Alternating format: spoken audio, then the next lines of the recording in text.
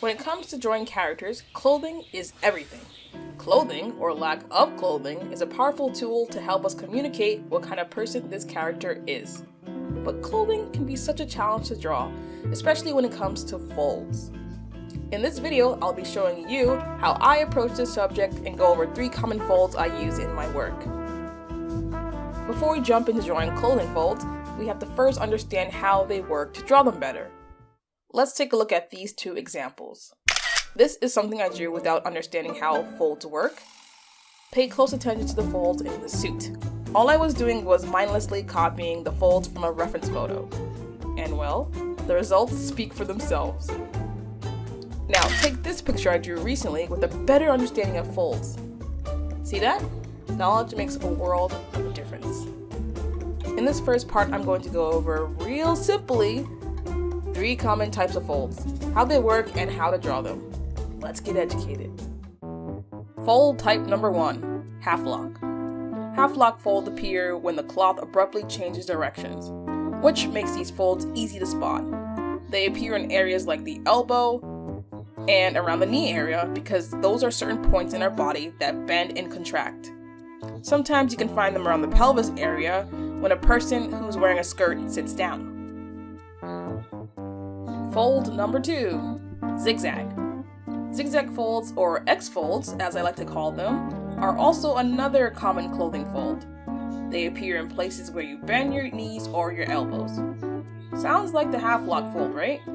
Well, what makes them different is that your arms and knees don't have to be contracted to see them. They kind of just exist without you doing anything.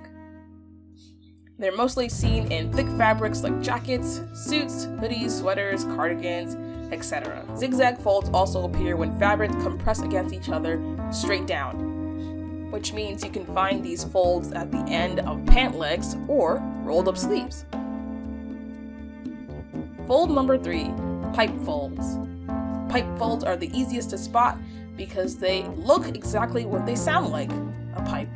Pipe folds happen when fabrics freely falls from a condensed area. So you'll see these folds a lot in things like skirts or really loose shirts. Dun, da, da, da. Bonus fold.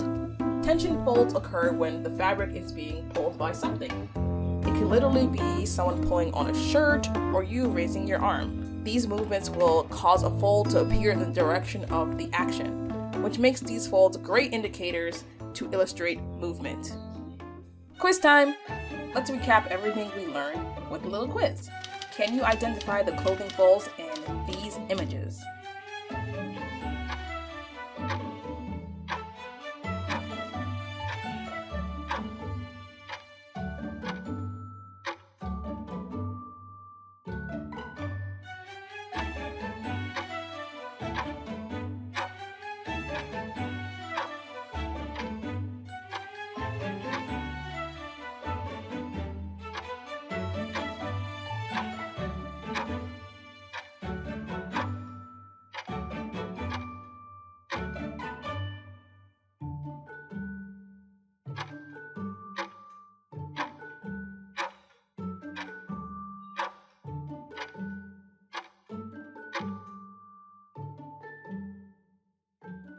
Now that we've covered some common folds, let's apply them to drawing.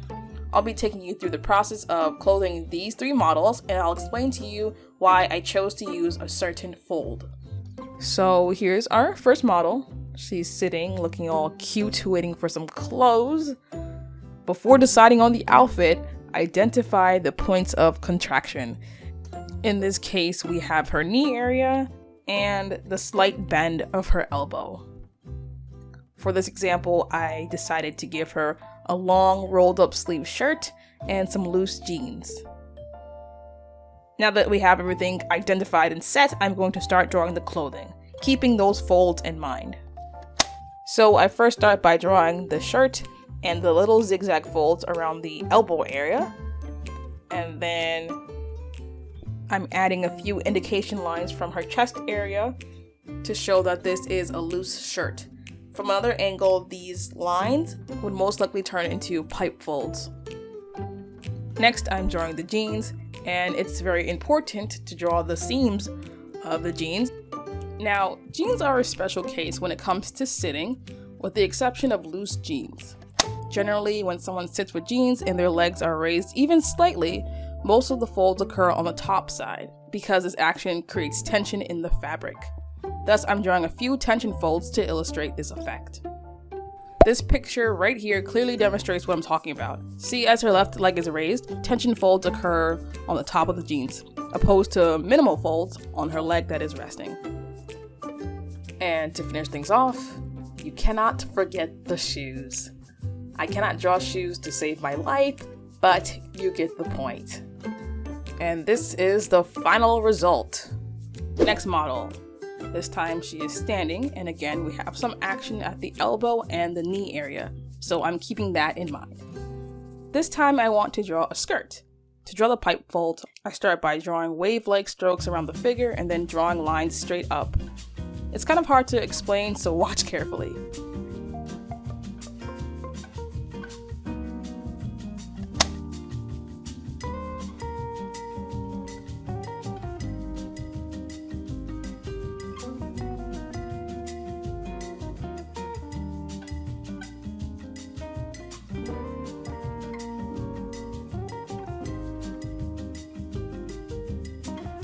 As for the shirt, I'm going to draw a tight, long sleeve shirt, which means I'm going to add zigzag curves to the cuffs. Sometimes shirts have extra fabric to them, and they're most likely to scrunch up where the hand begins.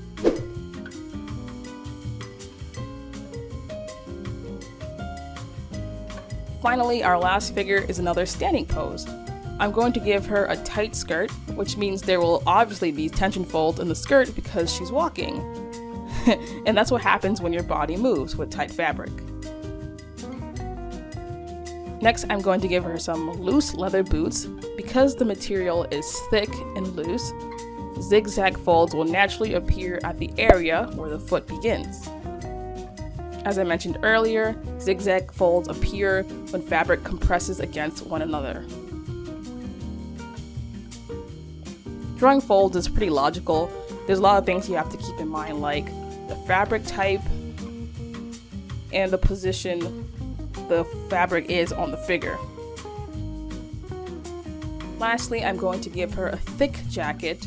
There would be creases around her left elbow, but we can't see it from this view.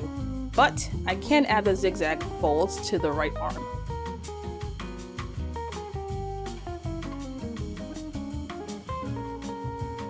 I got a little carried away and started to shade the folds because zigzag folds look a little weird without shading, but I'll be going into shading clothing in part 2, which, believe it or not, it's a lot easier to do than drawing folds. So in the meantime, I encourage you to look at images of clothes and identify the fold types, and if you're feeling fancy, do some studies. I hope this was helpful to you, and if you have any questions, please leave them down below and I'll be happy to help. Well, until next time, I will see you all later.